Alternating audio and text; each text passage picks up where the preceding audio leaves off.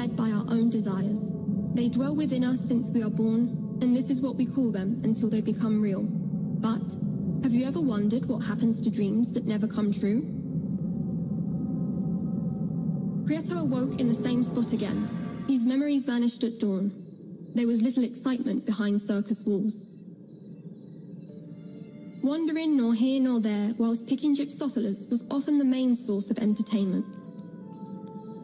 Just as every night, Prieto had the recurrent feeling that the strange beings and pantomimes that inhabited the orb were somewhat unlike him.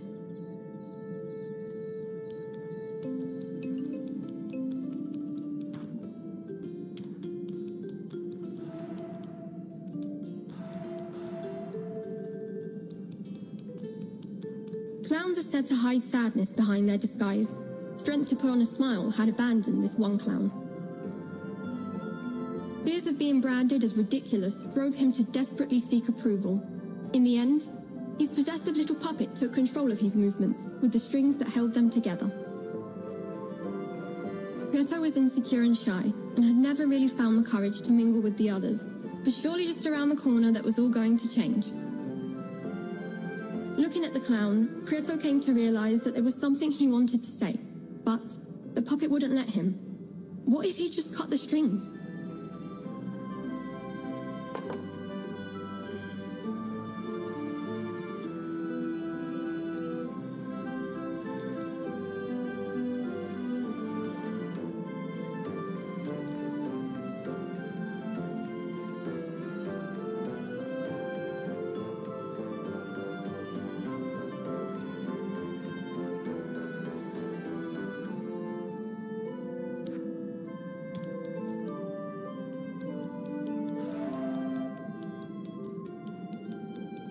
Prieto felt that the rest of the beings in the circus weren't like him. The strange beings in the circus would do the same thing night after night, like clockwork. The more he stared at them, the more out of place Prieto felt.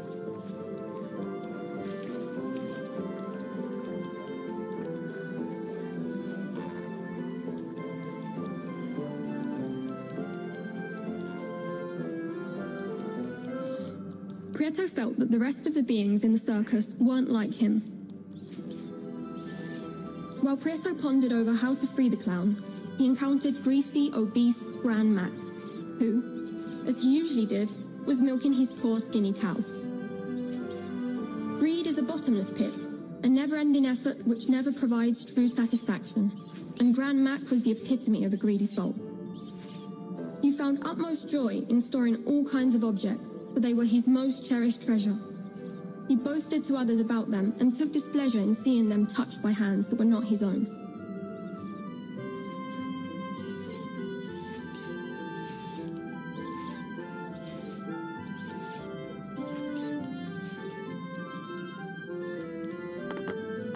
You there? Why do I see you lurking around here? Look at the mess you've made, spat Grand Mac. Prieto, a little scared, dared not move. You are jealous of my wealth, are you not? Said Grand Mac. Prieto timidly glanced at Grand Mac's prized possessions.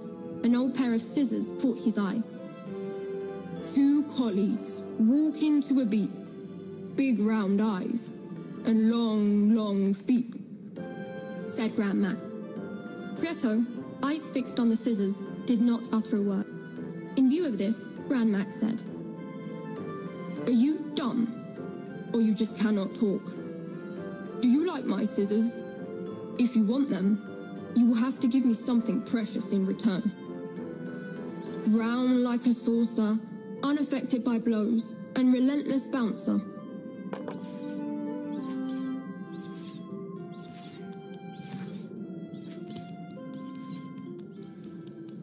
Prieto felt that the rest of the beings in the circus weren't like him.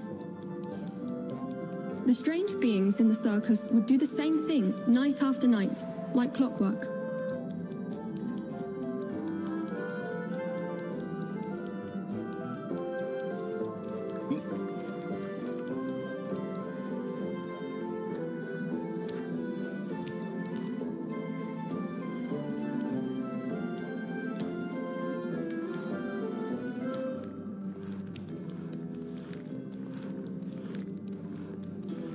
Prieto felt that the rest of the beings in the circus weren't like him. Round like a saucer, unaffected by blows, and relentless bouncer.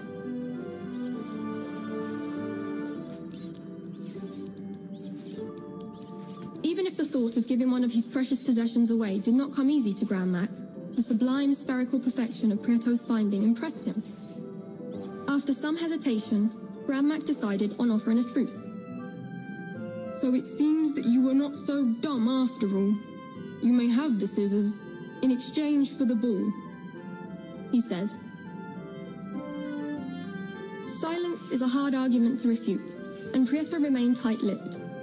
Grand Mac handed over his precious scissors to Prieto, and then admired his newly acquired orbicular treasure.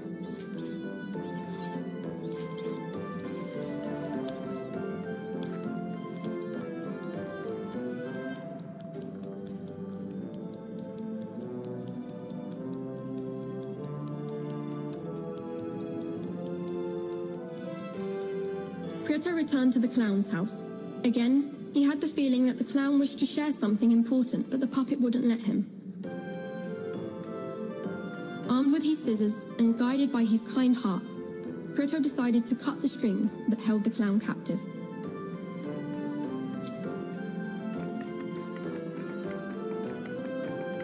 When he did, an enraged puppet stormed out of the circus walls, huffing in anger and leaving the door open while shouting, "Do not call it quits!"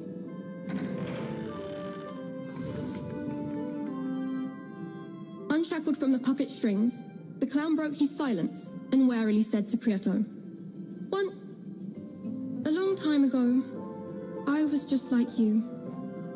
I too was full of hope, but over time, I became infected with laziness and neglect, and soon ended up trapped in my own misery. I wholeheartedly appreciate what you've done. I fear it is too late for me, but you still have time to leave this place. It is said that beyond the circus walls, within the great volcano, lies the well of truth. There, dreams come true. Follow me, and I will show you something," offered the clown.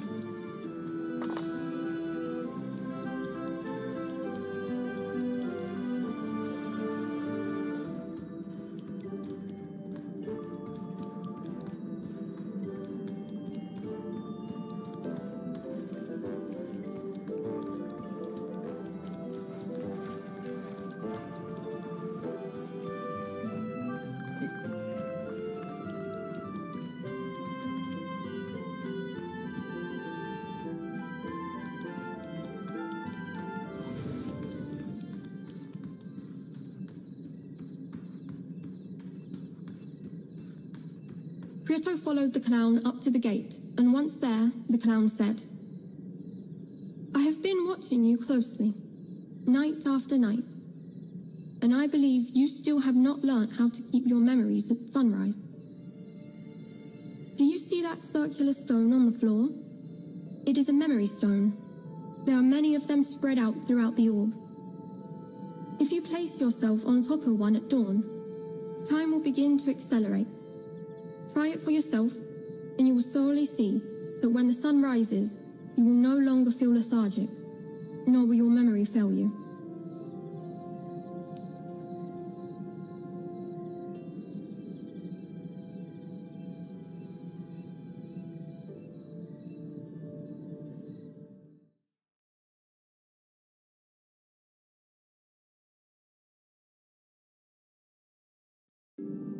Daytime arrived, and the memory stone took Prieto to the Drosophila field, a place of splendor, filled with light that made Prieto feel so light as a feather and full of hope.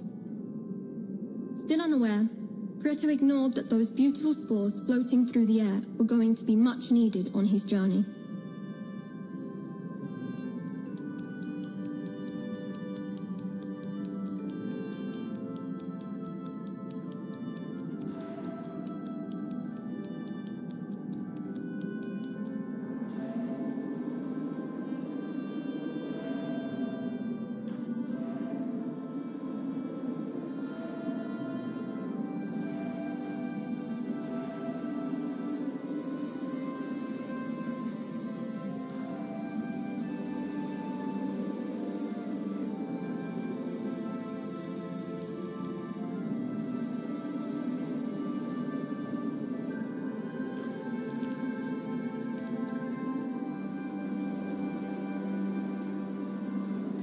Prieto busied himself with picking spores, night fell.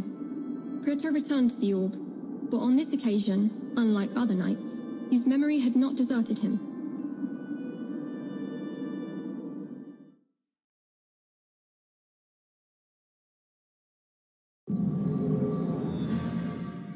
The clown stood next to the memory stone and, determined to help Prieto, remarked, "I see you have not been idle in the Drosophila field. You have handpicked quite a few spores. Do you remember the bright flowers that grow on the circus walls? They are called Drosophilas. These flowers give you hope and make you be seen. If you cease to pick these flowers for a while, you will become invisible and will vanish into thin air until night falls again.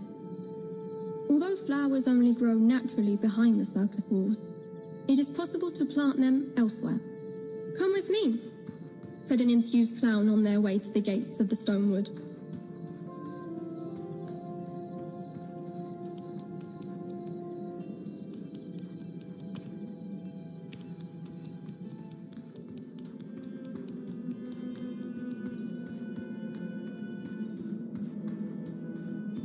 An intrigued Prieto kept track of the clown. Once inside the wood, the clown said, "Here, this here is the ideal spot to plant the spores you pick. You will soon see how quickly flowers full of hope bloom."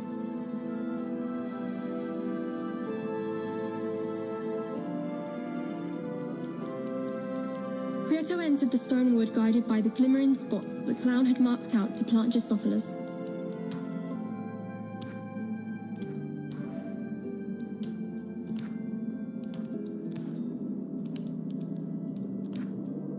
The effect of the Gypsophila was fading, and Prieto began to feel somewhat weak.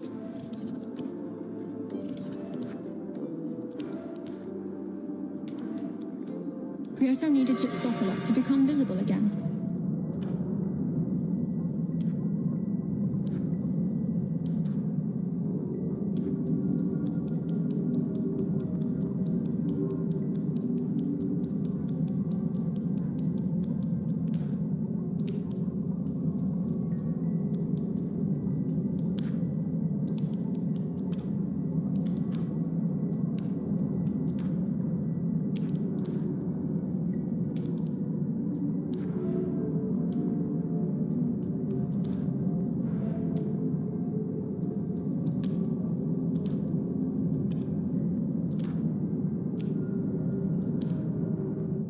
Prieto spent far too much time without picking Gypsophilas and vanished entirely.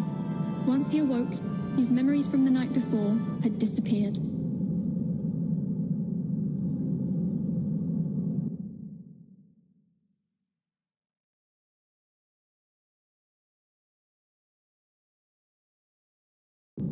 The clown stood next to the memory stone and, determined to help Prieto, remarked, "I see you have not been idle in the Drosophila field. You have handpicked quite a few spores. Do you remember the bright flowers that grow on the circus walls? They are called Drosophilas. These flowers give you hope and make you be seen. If you cease to pick these flowers for a while, you will become invisible and will vanish into thin air until night falls again. Although flowers only grow naturally behind the circus walls, it is possible to plant them elsewhere. Come with me," said an enthused clown on their way to the gates of the Stonewood.